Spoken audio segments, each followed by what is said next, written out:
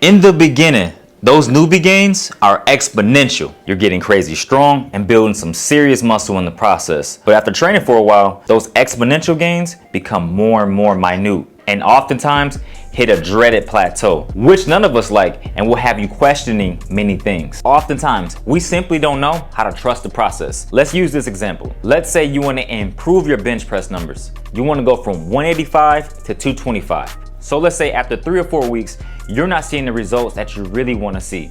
You're seeing small incremental increases of 5 pounds, but maybe not 10 pounds, 15, 25 pounds. And so you inevitably change your workout program. You're like, you know what, I'm throwing this in the trash. This isn't working, but that's the problem. You have to learn to trust the process. Even if it gets tedious, just trust it. When I look back at my regimen, I always did bench press on Mondays. To this day! I made sure every single Monday, bench press was on the agenda. To this day! You see, oftentimes we compare ourselves to other individuals. So let's say our friend Johnny, he was able to get to 225 in a matter of a month. So we take that workout regimen that he had and we decided that we're gonna use the same thing. But everybody is different. Some people are gonna build strength faster, some people are gonna build strength slower. Same thing with muscle, metabolisms, all of these different things are uniquely expressed inside every single one of us. So even though Johnny was able to get to 225 before you, it could honestly be Johnny just does well with, let's say, 5x5. Or it could be because the juice. But seriously, we have to figure out what our body best responds to. You have to give your body some time so that it can appropriately acclimate to the new workout regimen. Don't just go 3 or 4 weeks in and just stop. Give it maybe 4 to 6 weeks, 6 to 8 weeks. And if you don't see any improvements in your bench press numbers, go ahead and toss that aside and start up a new workout regimen. So you discover by increasing your set volume and lowering your rep output, you have drastically improved your strength. So then you get really excited. You go from 185 to 225 in a matter of 6 to 8 weeks just by adopting this new training regimen. Now you're like, I want to go from 225 to 275. I'm gonna stick with this training regimen because it works out for me. Boom, you hit another plateau.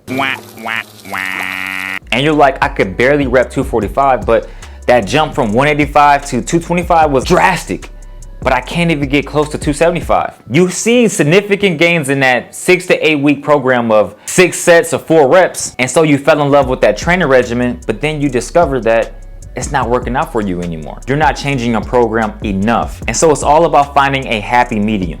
You have to find what works best for you, but you have to make sure you adapt accordingly. Give your body time to adapt to the changes. And then when it's that time where you feel like you're I'm getting close to that plateau, that's when you confuse your body. So you have to make sure you find a program that works best for you. Don't change it too frequently. Stick with it for a little bit. And then when you find something that works, use it for a while, then you make the necessary changes to it because your body's gonna slowly adapt to that. So we have to find ways to confuse our body accordingly. The second reason, you're not tracking your results. Guys, get you a notepad and record your results. I tell my clients this, my 2 professional fighters this, record your results. So what I found is when I track my results, I get to see my mistakes. I'll even journal, hey, I was tired, I didn't feel too well. So I make sure to journal all of that stuff. And on top of that, it makes you more organized. You're not just training to train, you're training with intention. That's why I always advocate log your results. Keep a journal everything, how you felt, because it's gonna help you make the progress that you wanna make. Now do keep this in mind. I'm not saying you're not gonna make progress if you don't journal, but it's gonna help you become more organized. Within my training to acquire the full planche, I found that when I write down my results, I journal how I feel, what I'm eating, all of these things, it helps me to stay organized. It ensures that I don't overtrain. So that way I'm not just training to train, I'm training to smash those goals that I set. Number 3, no good nutrition. You either not eating enough or you may just be eating poorly. If you're looking to gain weight and put on some muscle, you have to make sure you're eating in a calorie surplus. When I was trying to put on weight for my bodybuilding show, I made sure I was eating plenty of food. Now, it wasn't always the best choice of food, but I made sure that I was always in a calorie surplus. So if you wanna build muscle, put on some weight, you have to make sure you eat. Don't eat poorly though. That's the mistake that I made. So when I was training for my show, although I did win, I didn't do the weight gain and the cut correctly. I was eating donuts, cake, burgers, just eating terrible. All because I was like, you know what? Let me just go ahead and put on this extra weight. When I look back at it, I would have did that totally different. I would have ate a lot cleaner. Even though those dirty calories, they add up pretty quickly. So I was making some pretty bad choices when it came to eating. I don't advocate for that whatsoever. The point is, you want to make sure you're eating quality nutrition. Don't just eat to eat. If you're looking to gain weight, do not consume dirty calories. If you're looking to lose weight, please put yourself in a healthy calorie restriction.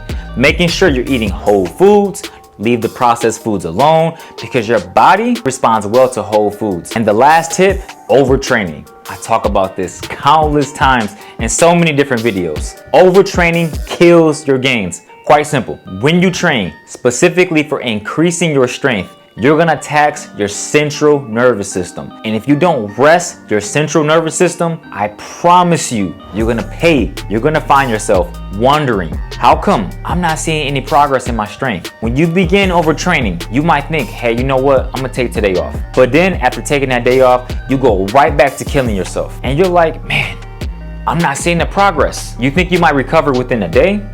That's the mistake I made. When I was overtraining, I figured, you know what, take a day or two off. Man, it still wasn't enough. And I was waking up during my sleep. Sometimes taking a day or two off is not enough. You might have to take a little bit more. And when you get back to training, don't kill yourself. You don't need to kill yourself every time you hit the workout. Train smartly, especially when you're trying to acquire strength, even muscle. I don't know if I mentioned this in the video before, but Mondays are my heaviest days of training. Wednesdays, I bring it down a little bit, and Fridays, I'm chilling. I'm keeping everything at 3 sets. I'm not training like crazy. I'm making sure I'm not doing all these different exercises because I want to make sure my body has ample time to recover. So when I come back on that ensuing Monday, I'm seeing results. It may not be significant results. I might see an extra rep of a handstand push-up, or I might hold a planche lean a little bit longer. So it's important you don't kill yourself every single time you work out. Learn from my mistakes and make sure you go beyond in your training. But those are the 4 tips I have for you guys. And remember again, everybody is different. My advice is simply my advice. I'm not telling you what you should do, but I'm just offering my guidance, my experiences, and the mistakes that I made along my way of training. And I hope you guys progress faster, more safer, and we all get to that level like Goku. If you guys have any questions, drop it in the comment section below, and make sure you guys keep me posted on your journey.